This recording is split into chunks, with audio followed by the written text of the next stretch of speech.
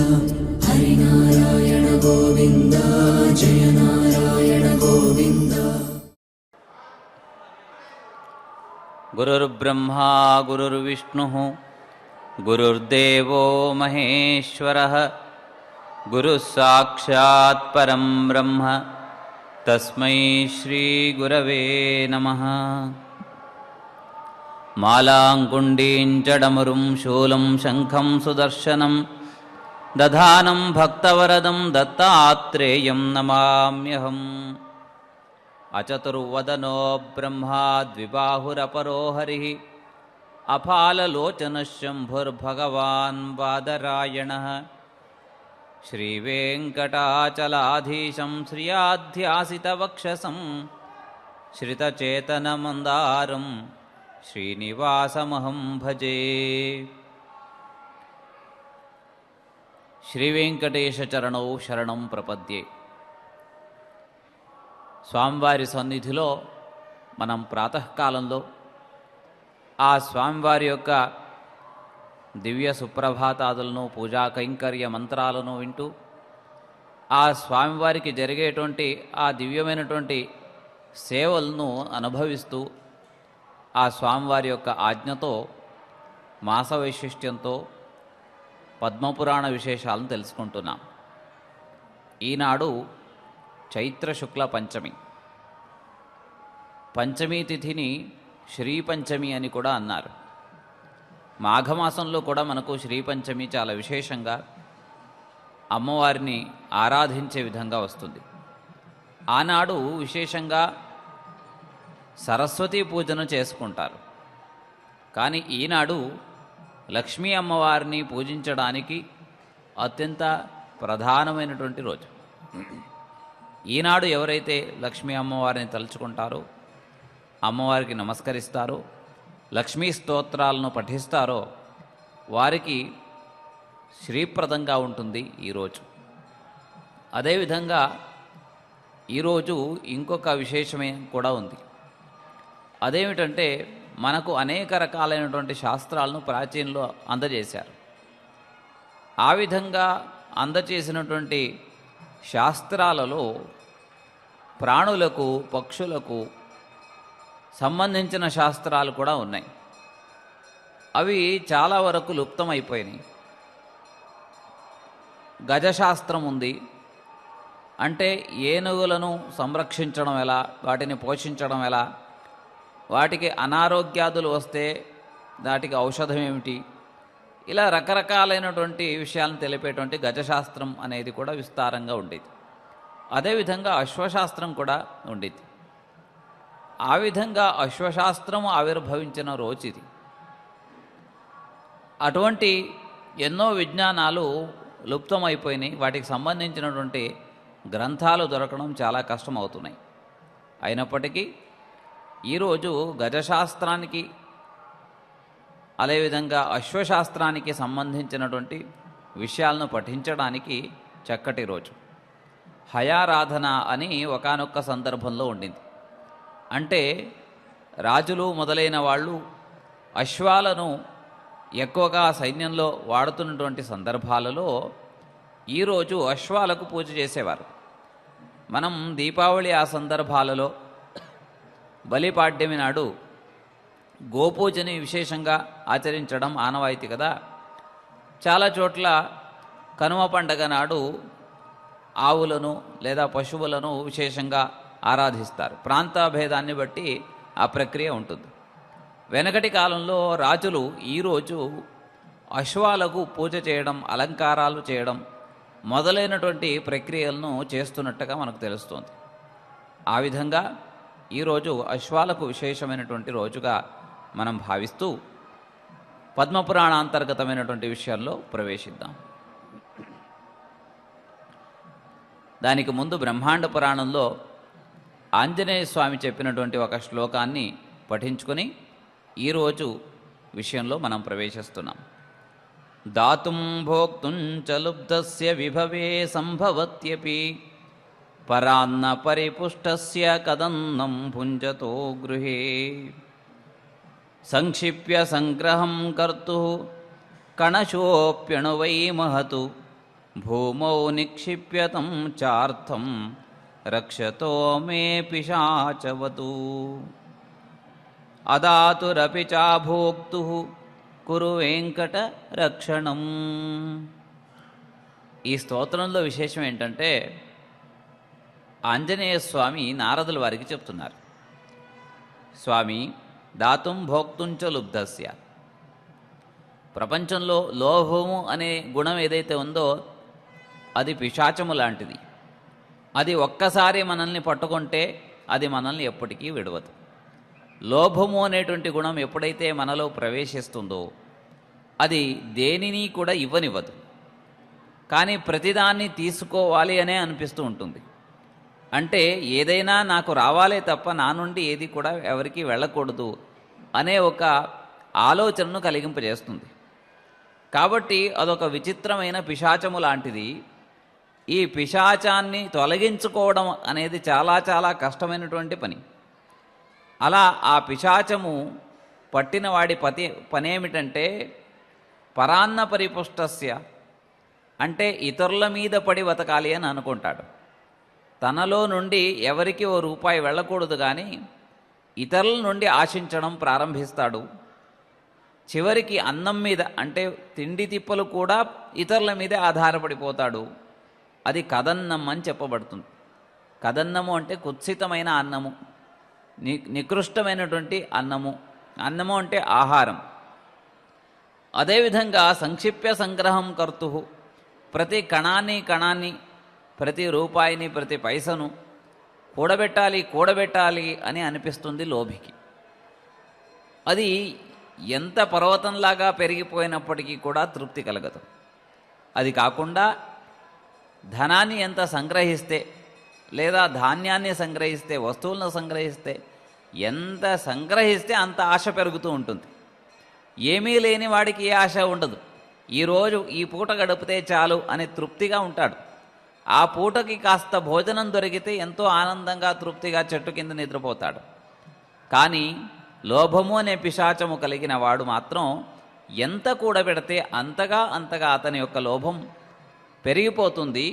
అందుకని అదాతు అపి అభోక్తు కురు వెంకట రక్షణం. అటువంటి దానము చెయ్యకుండా ఉండడము అనే ఒక భయంకరమైనటువంటి గుణాన్ని నుండి నన్ను రక్షించు. అంటే స్వామి నన్ను దాతగా మార్చు. నేను ఎక్కువ ఇవ్వాలి, తక్కువ పుచ్చుకోవాలి. అలాంటి ఒక సౌభాగ్యాన్ని నాకు కరుణించు.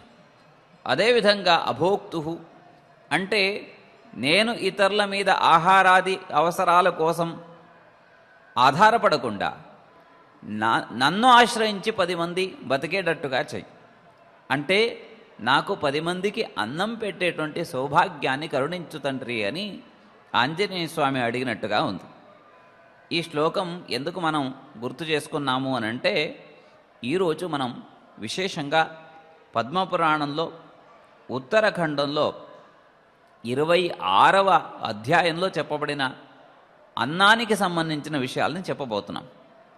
ఎందుకు నేను ఇంతగా అధ్యాయ సంఖ్య కూడా చెప్తున్నాను అనంటే, ఎవరైనా ఆసక్తి కలిగి ఇలాంటి విషయాలను సూక్ష్మంగా తెలుసుకోవాలి అనుకున్న వారికి ఇది అనువుగా ఉండాలి అనే ఉద్దేశంతో దీంట్లో అన్నము అనే విషయాన్ని చెప్తున్నారు. వేదంలో అన్న సూక్తం అని ఒక సూక్తం ఉంది. అన్నం గురించి చెప్తున్నటువంటి విషయం. అక్కడ అన్నం అంటే ఏమిటి అనే విషయాన్ని చెప్తూ అద్యతయత్తిచ భూతాని అనే మాటను చాలా సూక్ష్మంగా, చాలా అత్యద్భుతంగా దాని గురించి వివరించారు. మనకు తెలిసినటువంటి విషయం ఏంటంటే, మనం మామూలుగా వాడుకలో ఉండేది ఏంటంటే, అన్నము అంటే బియ్యం వండితే అన్నం వస్తుంది అని అనుకుంటూ ఉంటాం. కానీ దానికి అర్థం ఏమిటి అని అంటే, అద్యత తినబడేది అని అర్థం. అంటే దక్షిణాదిలో ఉన్నటువంటి మనము ఎక్కువగా బియ్యం మీద, దాంతో వండినటువంటి ఆహారం మీద ఆధారపడి ఉంటూ ఉంటాం. కాబట్టి మనకు చాలా ప్రధానమైనటువంటి ధాన్యం బియ్యం. కానీ ఉత్తరాదిన వాళ్ళు గోధుమల మీద ఆధారపడి ఉంటారు. అది వాళ్లకు అన్నం. అన్నము అంటే ఆహారము అని అర్థం. మనం ఏదైతే ప్రధానమైన ఆహారం ఉందో దాన్ని అన్నం అనే పేరుతో పిలుచుకుంటూ ఉంటాం. కానీ దాని అర్థం అనేది తినబడేది అని అర్థం. మనం ఏ ప్రధానంగా తింటే అది మనకు అన్నము. అదేవిధంగా మనుష్యులమైనటువంటి మనం విశేషంగా దక్షిణ భారతంలో ఉన్న వాళ్ళం బియ్యం వండుకొని తింటాం. చాలామంది రాగులు, జొన్నలు, సజ్జలు మొదలైనటువంటి చిరుధాన్యాలను కూడా ప్రధానమైన ఆహారంగా తీసుకునే వాళ్ళు ఉంటారు. ఉత్తరాదిన అయితే గోధుమలనే ఎక్కువగా తీసుకుంటూ ఉంటారు. సరే, మనుషుల సంగతి సరే, మిగతా ప్రాణులు, కొన్ని ప్రాణులను చంపి మాంసాలను తినేటువంటి క్రూరమైనటువంటి జంతువులు కూడా ఉన్నాయి. అదేవిధంగా సాధు ప్రాణులుగా చెప్పబడేవి ఆకులు, అలములు, గడ్డి మొదలైనవి తినేవి. అదేవిధంగా వృక్షాల మీద ఉండేటువంటివి పండ్లు, ఫలాలు, బీజం మొదలైన వాటిని తినేటువంటి అలవాటు ఉన్నవి. వాటికి అదే ఆహారము, అదే అన్నం. అంటే పక్షులకు పండ్లు మొదలైనవే అన్నం, ప్రాణులకు ఆవులు మొదలైన వాటికి గడ్డి, తృణము ఇవే అన్నం. కాబట్టి ప్రతి జీవి జీవించాలి అని అంటే అన్నం అత్యంత ముఖ్యమైనది. అంటే ఆహారము ముఖ్యం. అంటే ఈరోజు అన్నం గురించి మనం తెలుసుకోబోతున్నాము అని అంటే మనం తినేటువంటి ఆహారం గురించి తెలుసుకోబోతున్నామని అర్థం. ఇది మిగతా ప్రాణుల విషయంలో ఆలోచించినప్పుడు భగవంతుడు వేటినైతే వాటికి ఆహారంగా నిర్దేశించాడో వాటినే అవి స్వీకరిస్తాయి. పులి ఎప్పుడూ కూడా ఏ ప్రాణం పోయినప్పటికీ గడ్డి తినదు. ఎందుకంటే దానికి నిర్దేశించబడినటువంటి ఆహారం అది కాదు కనుక అది ఎట్టి పరిస్థితుల్లోనూ కూడా ఇంకొక ఆహారాన్ని ముట్టుకోదు. అదేవిధంగా వాటికి తినేటువంటి ఆహారాన్ని ఈ విధంగా తినాలి అనేటువంటి కొన్ని నియమాలు కూడా ప్రకృతి సహజంగా ఉన్నాయి. కాబట్టి సింహము మొదలైనటువంటి ప్రాణులు ఇతర ప్రాణులు చంపినటువంటి ఆ ప్రాణిని తినవు ఎట్టి పరిస్థితుల్లోనూ. అవే వేటాడి చంపినటువంటి ప్రాణి యొక్క మాంసాన్ని మాత్రమే ఆహారంగా స్వీకరిస్తాయి. ఇంకొక ప్రాణి చంపినటువంటి ఆహారాన్ని ఎప్పుడూ అవి స్వీకరించవు. ఇలాంటి నియమాలను అవి కట్టుదిట్టంగా పాటిస్తూ ఉంటాయి. అందువలన వాటికి ఆహారానికి సంబంధించినటువంటి ఇబ్బందులు లేదా ఆహారం వలన కలిగేటువంటి ఇబ్బందులు రావు. అవి భగవంతుడు వేటినైతే వాళ్లకు అన్నంగా ఆహారంగా నిర్దేశించాడో వాటిని అత్యంత పద్ధతి ప్రకారంగా మాత్రమే స్వీకరిస్తాయి. పక్షులు, ప్రాణులు ఏవి కూడా చీకటి పడిన తర్వాత ఆహారాన్ని స్వీకరించవు. ఉదయం నుండి సాయంత్రం వరకు ఏది దొరికితే అది, కడుపు నిండితే నిండినట్టు, నిండకపోతే అలాగే. అంతేగాని రాత్రిపూట ఎటువంటి ఆహారాన్ని స్వీకరించవు. ఎందుకంటే వాటికి రాత్రిపూట ఆహారము తీసుకోకూడదు అనేది భగవదాజ్ఞ. అందువలన అవి రాత్రి విశ్రాంతిని తీసుకుంటాయి తప్ప చీకటి పడిన తర్వాత ఎటువంటి ఆహారాన్ని కూడా తినవు. కొన్ని ప్రాణులకు రాత్రిపూట మాత్రమే ఆహారం తినాలి అని నిర్దేశం. గుడ్లగూబ మొదలైనవి రాత్రిపూట మాత్రమే అవి ఆహారాదులను వెతుక్కుంటూ ఉంటాయి. వాటికి నిషేధం కాదు, వాటికి పగలు నిషేధం. ఈ విధంగా విధి నిషేధాలను ఎంతో చక్కగా సృష్టి ప్రారంభం నుండి ఇప్పటి వరకు కూడా, ఈనాటి వరకు కూడా పాటిస్తున్నటువంటి ధర్మశాస్త్రవేత్తలు ఎవరైనా ఉంటే అవి మానవులు తప్ప మిగతా అన్నీ కూడా. కాబట్టి మనం వాటికి ఏ పుస్తకాలు అవసరం లేదు, ఏ ధర్మశాస్త్ర పుస్తకాలు అవసరం లేదు, వాళ్ళకి గురువులు అవసరం లేదు, వాళ్ళకి గురుకులాలు కూడా అంతకన్నా అవసరం లేదు. ఏ స్కూలు, బడులు ఏవి ఉండవు కనుక ఉండకపోయినప్పటికీ కూడా తమ ధర్మాన్ని అవి పాటిస్తాయి.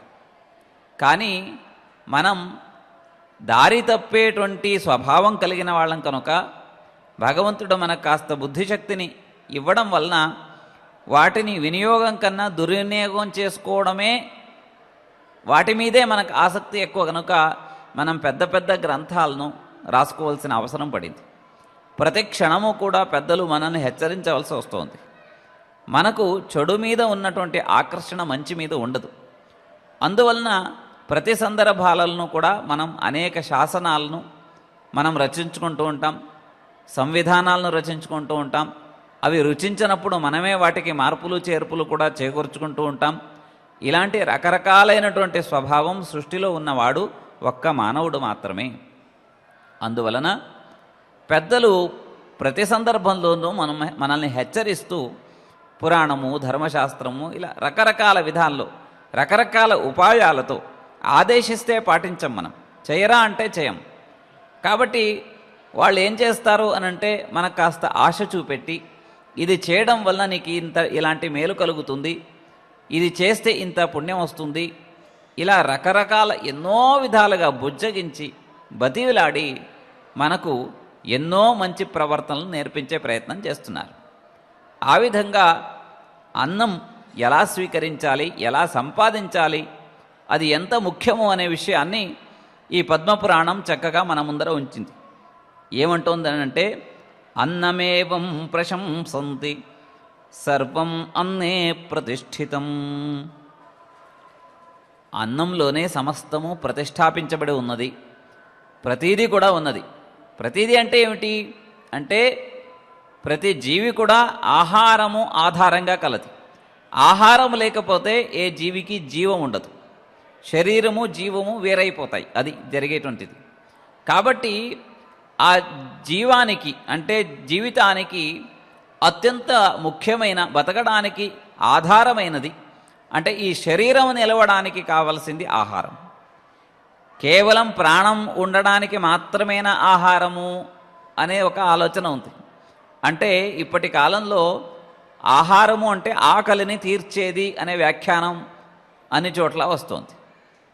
అదేవిధంగా ఇంకొక కొత్త వ్యాఖ్యానం ఏమిటంటే, ఆహారము ఎందుకు అనంటే రుచి కోసం, నాలుక కోసం అనేటువంటి ఒక ఆలోచన కూడా ఉంది. అంటే ఇది చాలా ప్రమాదకరమైనది. భగవంతుడు ఆ విధంగా ఆహారాన్ని మనకు పెట్టలేదు. ఆహారములోనే పరమాత్మ ప్రతిదాన్ని కూడా ప్రతిష్టాపించాడు అని ఈ శ్లోకం చెప్తోంది.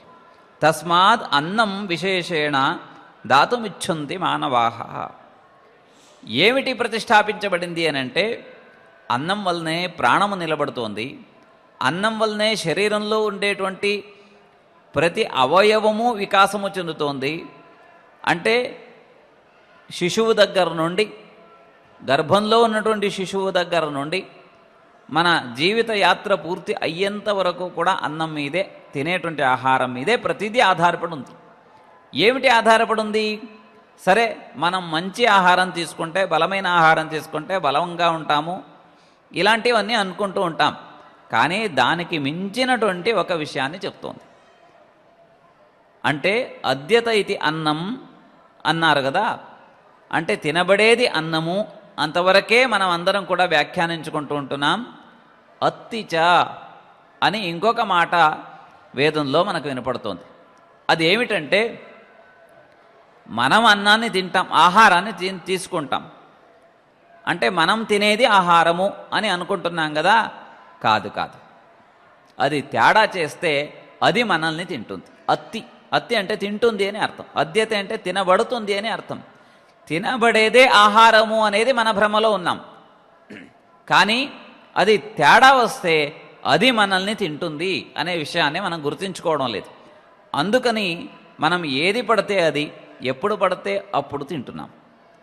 అందువలన మనకు అనేక రకాలైనటువంటి వికారాలు ఏర్పడతాయి. సాధారణంగా మనం చెప్పుకునేది ఏంటంటే, పాడైన అన్నం అంటే తినకూడనివి, తేడా చేసేవి, అలాంటి ఆహారాన్ని తిన్నప్పుడు మన ఆరోగ్యం చెడుతోంది అని మాత్రమే అనుకుంటున్నాం.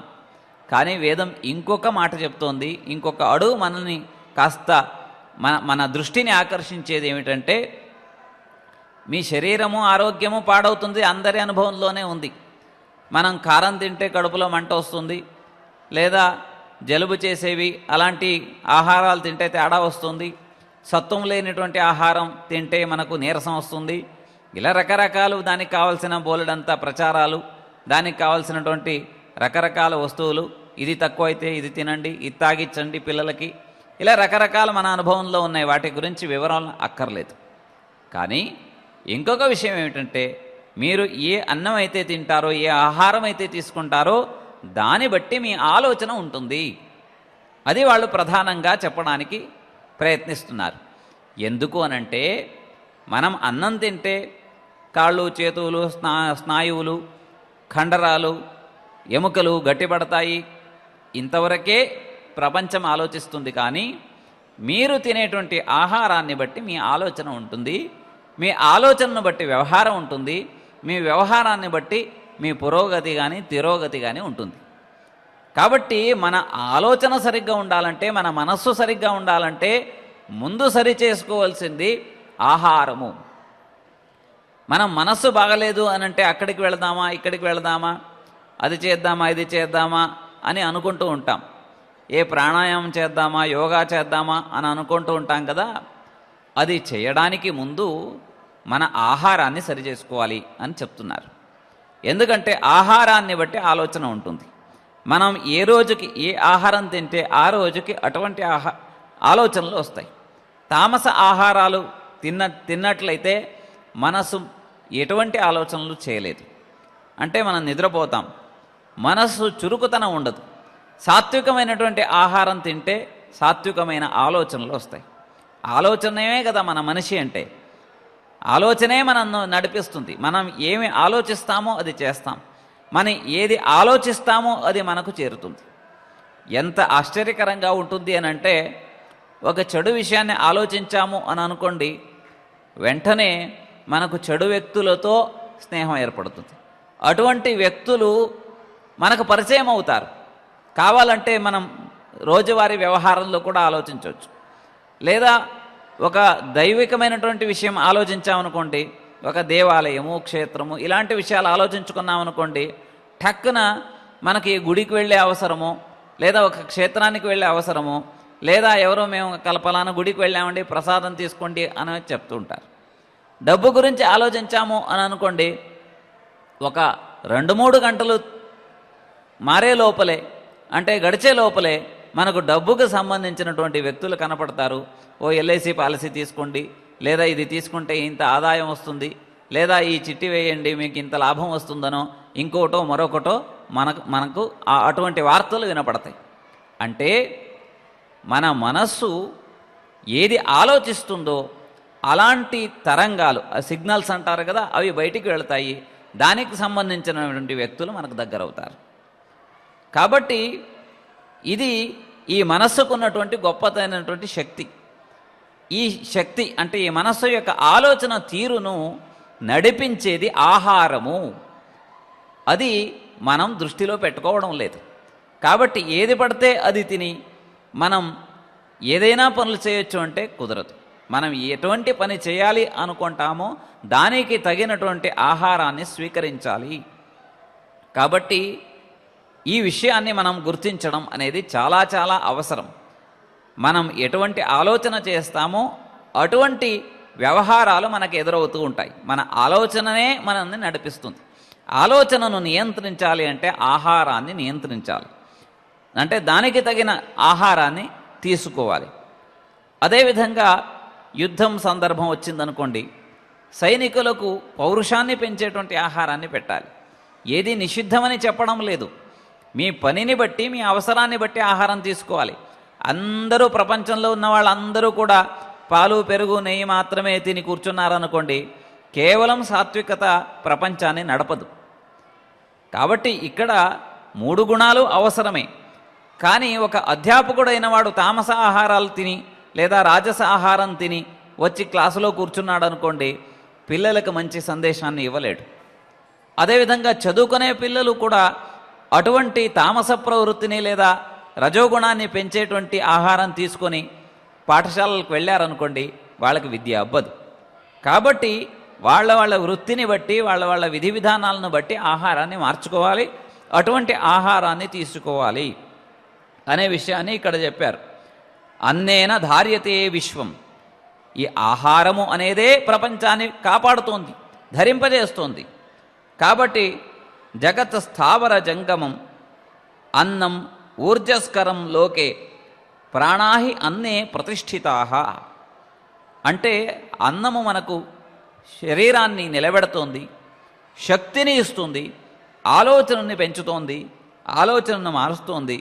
ఇది కేవలం మానవులకు మాత్రమే కాదు, సమస్త ప్రపంచంలో ఉన్న జీవి అనేది ఏదైతే ఉందో ప్రతి దానికి తగినటువంటి ఆహారాన్ని ప్రపంచంలో భగవంతుడు ఏర్పాటు చేశాడు. కాబట్టి మనం చేసే పనేమిటి, మనం తీసుకోవాల్సినటువంటి ఆహారం ఏమిటి అనే విషయాన్ని తెలుసుకోవాలి. ఇక ఇంకొక విషయంలో, అంటే ఇంకొక ముందడుగు, మనం ఇంతవరకు అనుకున్నాం కదా, ఆహారం అంటే బలం కోసం అని అనుకున్నాం. అందరూ అనుకునేటువంటి మాటలే. దాంట్లో ప్రోటీన్లు ఉండాలి, విటమిన్లు ఉండాలి, అది ఇంకోటి ఉండాలి, ఖచ్చితంగా ఉండాలి. ఎందుకంటే అది విజ్ఞానం, అంతవరకు నిజమే. శరీరాన్ని ఆ విధంగా పెంచుకోవాలి అనుకున్నప్పుడు దానికి తగినటువంటి ఆహారం తీసుకోవాలి. దానికి మించి ఇంకో మాట అంటున్నారు కదా, మీరు సరైనటువంటి ఆహారం తీసుకోకపోతే ఆరోగ్యంలో తేడా వస్తుంది. అది కూడా మనం కాస్త అనుభవంలో ఉన్నది. మూడో విషయం ఏమనుకున్నాం, కేవలం శరీర పుష్టి, ఆరోగ్యం, ఇవి రెండు కాదు, ఇంకొక విషయం ఉంది, అది మనస్సు, మీ ఆలోచనను నియంత్రిస్తుంది అని ఇంకొక మాట అంటున్నారు. మరి ఆహారం తీసుకుంటే మంచిదన్నారు కదా, సరే, సాత్విక ఆహారము, తామస ఆహారము, రాజస ఆహారము అనే 3 కేటగిరీలు ఉన్నాయి. వాటికి సంబంధించిన కాస్తో కూస్తో విచారం కూడా మనకు తెలుసు కదా. మరి అలాంటి ఆహారం తీసేసుకుంటే సరిపోతుందా అంటే, సాత్వికము అనేది అంటే ఎక్కువ కారము, పులుపు అలాంటి లేనటువంటిది, ప్రశాంతంగా ఉండేటువంటి ఆహారం, వాటిని సాత్విక ఆహారం అంటూ ఉంటారు కదా. అదే కారము, పులుపు ఇలాంటి కాస్త తీక్ష్ణమైన రసాలు కలిగిన వాటిని రజోగుణ ఆహారం అని అంటూ ఉంటారు.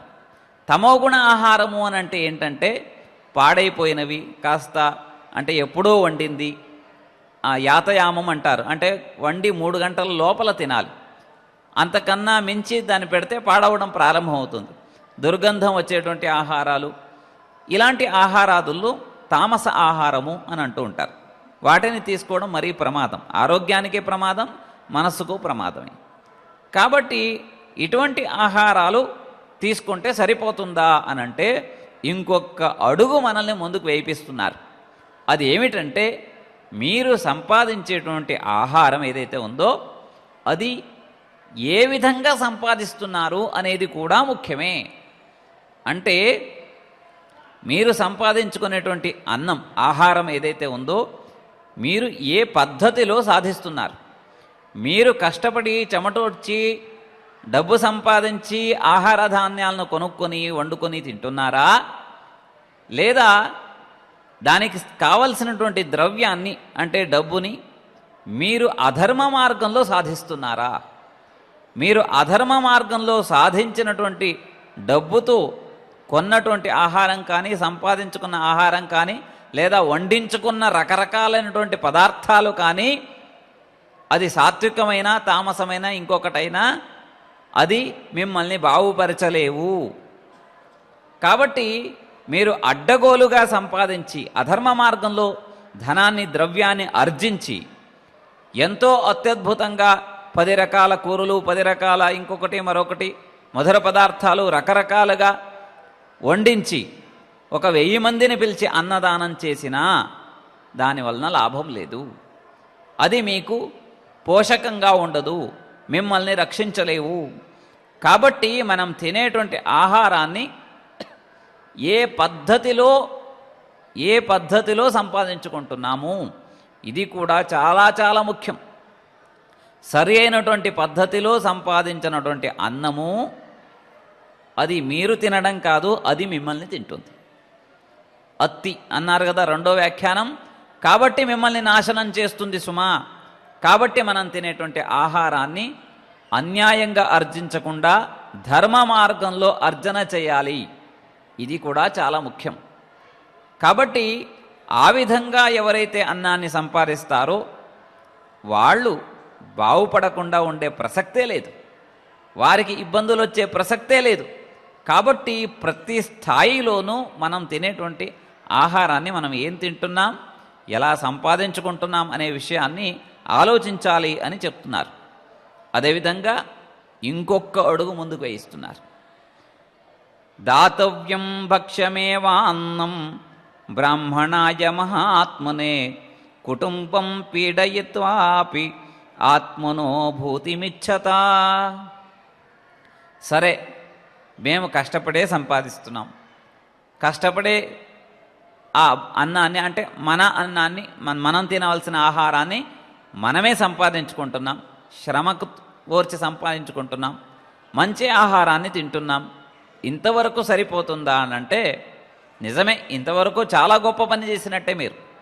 కానీ ఇంకొక పని కూడా మీరు చేస్తే అత్యద్భుతం. అది దానికి ఎటువంటి అంటే సమానమైనటువంటి ఇంకొకటి పోల్చడానికి ఇంకొక ఉదాహరణే లేదు.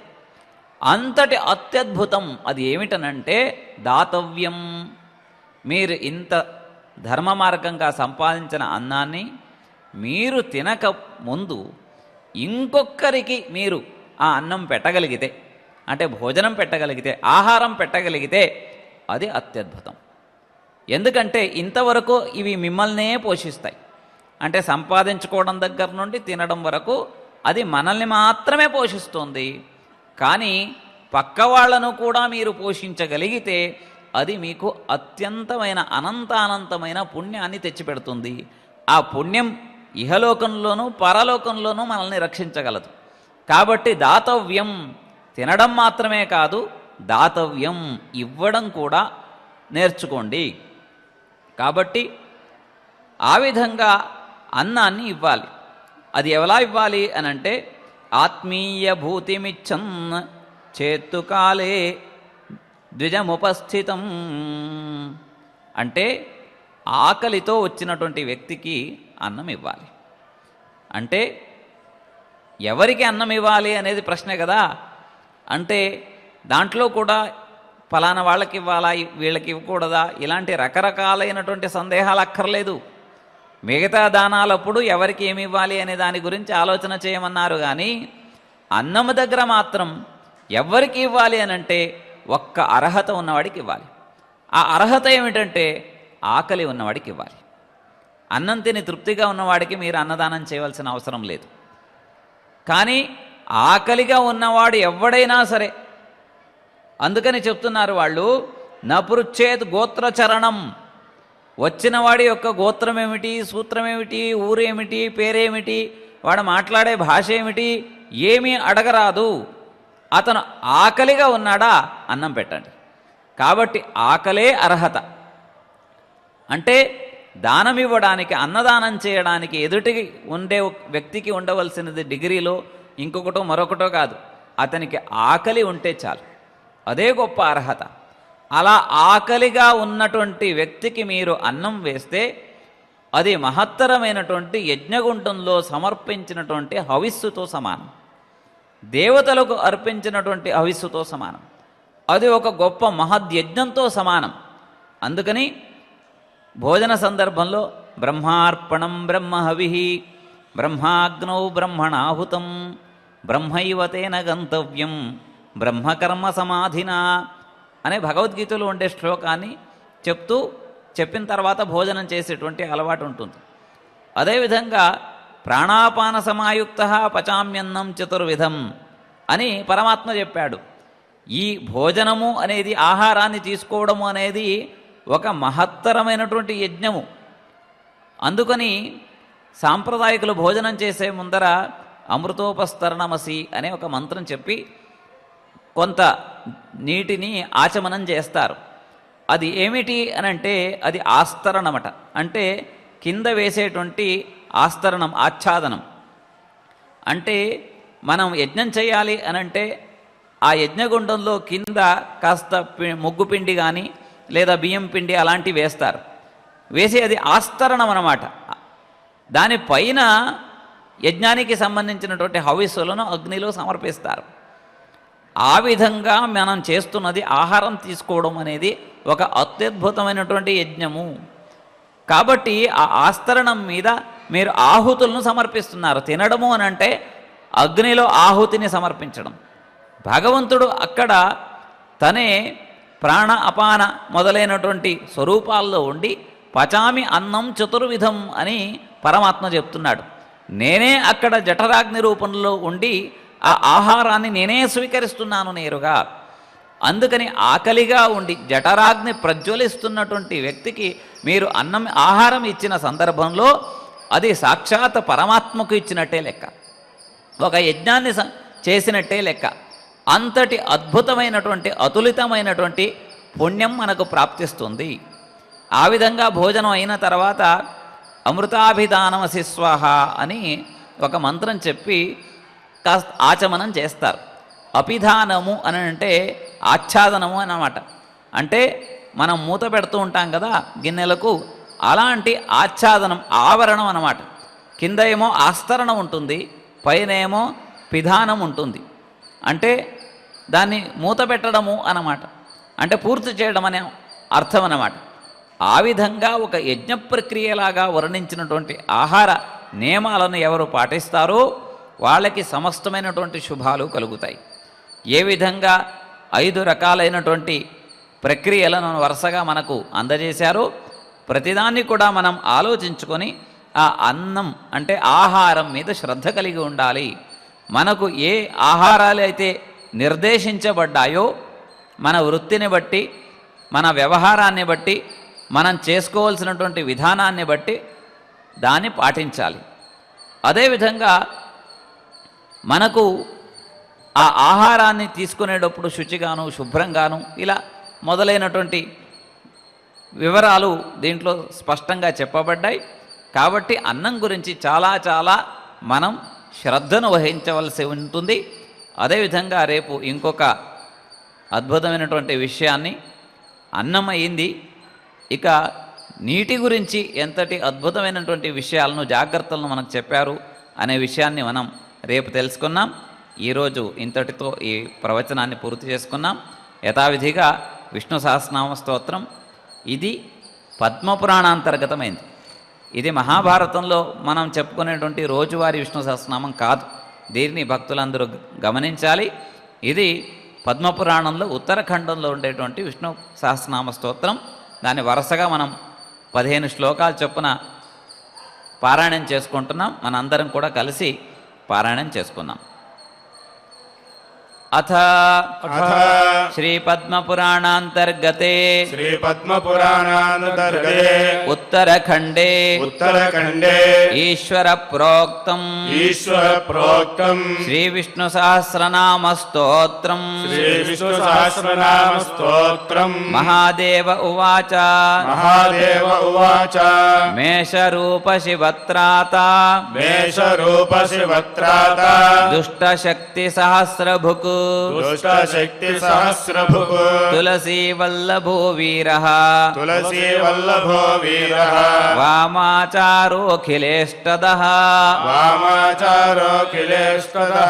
మహాశివః శివారూఢః భైరవైకకపాలధృక్ కల్కీ చక్రేశ్వరః శక్రదివ్యమోహనరూపదః గౌరీ సౌభాగ్యదః మాయానిధిః మాయాభయాపహః బ్రహ్మతేజోమయో బ్రహ్మ శ్రీమయశ్చ త్రయీమయః సుబ్రహ్మణ్యో బలిధ్వంసీ వామనోదితి దుఃఖః ఉపేంద్రో నృపతిర్విష్ణుః కశ్యపాన్వయమండనః బలిస్వరాజ్యదః సర్వదేవ విప్రాన్నదోచ్యుతః ఉరుక్రమస్తీర్థపాదః త్రిపదస్థస్త్రివిక్రమః వ్యోమపాదః స్వపాదాంభః పవిత్రితజగత్రయః బ్రహ్మేశాద్యభివంద్యాఘ్రిః धृतधर्माङ्घ्रिदानवः धृतधर्माङ्घ्रिदानवः अचिन्त्याद्भुतविस्तारः अचिन्त्याद्भुतविस्तारः विश्ववृक्षो महाबलः विश्ववृक्षो महाबलः राहुमूर्धा पराङ्गचित् राहुमूर्धा पराङ्गचित् भृगुपत्नी शिरोहरः भृगुपत्नी शिरोहरः पापत्रस्तः सदा पुण्यः पापत्रस्तः सदा पुण्यः दैत्याशा नित्यखण्डनः दैत्याशा नित्यखण्डनः पूरिताखिलदेवेशः पूरिताखिलदेवेशः विश्वार्थैकावतारकृत् विश्वार्थैकावतारकृत् स्वमाया नित्यगुप्तात्मा स्वमाया नित्यगुप्तात्मा भक्तचिन्तामणिः सदा भक्तचिन्तामणिः सदा वरदः कार्तवीर्यादि वरदः कार्तवीर्यादि राजराज्यप्रदो नघः राजराज्यप्रदो नघः विश्वश्लाघ्यामिताचारः विश्वश्लाघ्यामिताचारः दत्तात्रेयो मुनीश्वरः दत्तात्रेयो मुनीश्वरः पराशक्तिसदाश्लिष्टः पराशक्ति सदा श्लिष्टः योगानन्दः सदोन्मदः योगानन्दः सदोन्मदः समस्त्रैन्द्रारितेजोहृतो समस्त्रैन्द्रारितेजोहृतो परमामृतपद्मपः परमामृतपद्मपः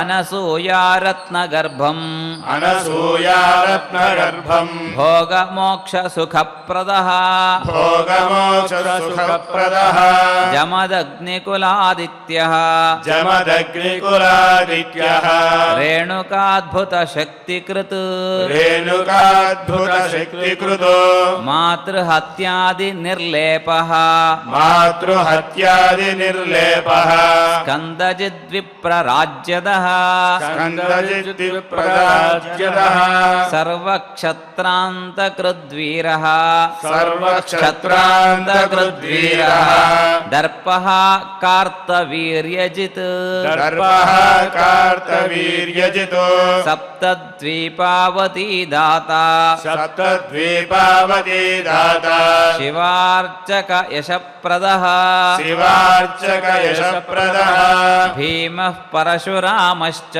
भीमः परशुरामश्च शिवाचार्यैक विश्वभुक् शिवाचार्यैक विश्वभुक् शिवाखिलज्ञानकोशः शिवाखिलज्ञानकोशः भीष्माचार्योऽग्निदैवतः भीष्माचार्योऽग्निदैवतः द्रोणाचार्य गुरुर्विश्वजैत्रः द्रोणाचार्य गुरुर्विश्वजैत्रः धन्वा कृतान्तजितो धन्वा कृतान्तजितो अद्वितीयतपोमूर्तिः अद्वितीयतपोमूर्तिः ब्रह्मचर्यैकदक्षिणः ब्रह्मचर्यैकदक्षिणः इति इति श्रीपद्मपुराणान्तर्गते श्रीपद्मपुराणान्तर्गते उत्तरखण्डे उत्तरखण्डे ईश्वरप्रोक्ते ईश्वरप्रोक्ते श्रीविष्णुसहस्रनामस्तोत्रे श्रीविष्णुसहस्रनामस्तोत्रे 15 శ్లోకాः 15 శ్లోకాः ఈ స్తోత్ర ప్రారంభంలో పరమాత్మ ఏ విధంగా శివస్వరూపుడిగా సమస్త ప్రపంచానికి మంగళాన్ని అందజేస్తాడు అనే విషయాన్ని తెలియపరిచారు. అటు తర్వాత పరమాత్మ తీసుకున్నటువంటి భక్తులను ఉద్ధరించడానికి అవతరించినటువంటి అవతారాల గురించిన కొన్ని వివరాలను చెప్తున్నారు. అంటే బలిని నిగ్రహించడం కోసం వామనమూర్తిగాను, అదేవిధంగా సమస్త లోకానికి జ్ఞానాన్ని అందించడం కోసం దత్తాత్రేయుడుగాను పరమాత్మ అవతరించాడు. అదేవిధంగా లోకంలో దుష్టులైనటువంటి పరిపాలకులను నిగ్రహించడం కోసం పరశుధారుడై పరశురాముడిగా పరమాత్మ అవతరించాడు. ఇటువంటి అనేక రకాలైనటువంటి అవతారాలను స్వీకరించి భక్తులను రక్షిస్తూ ఈ భూమండలాన్ని కాచినటువంటి ఆ స్వామిని స్మరించుకుంటూ ఈరోజు ప్రవచన కార్యక్రమాన్ని పూర్తి చేసుకున్నాం. క్షమాప్రార్థనాది శ్లోకాలను సామూహికంగా పఠించుకున్నాం. అథ క్షమాప్రార్థనా యదక్షరపదభ్రష్టం మాత్రాహీనం చ యద్భవేత్ తత్సర్వం క్షమ్యతాం దేవ నారాయణ నమోస్తుతే. అథ భగవత్ సమర్పణం కాయేన వాచా మనసేంద్రియైర్వా బుద్ధ్యాత్మనా వా ప్రకృతే స్వభావాత్ కరోమి యద్యత్ సకలం పరస్మై నారాయణాయేతి సమర్పయామి. అథ మంగళం శ్రేయఃకాంతాయ కళ్యాణ నిధయే నిధయేర్థినాం శ్రీవేంకట నివాసాయ శ్రీనివాసాయ మంగళం. ఓ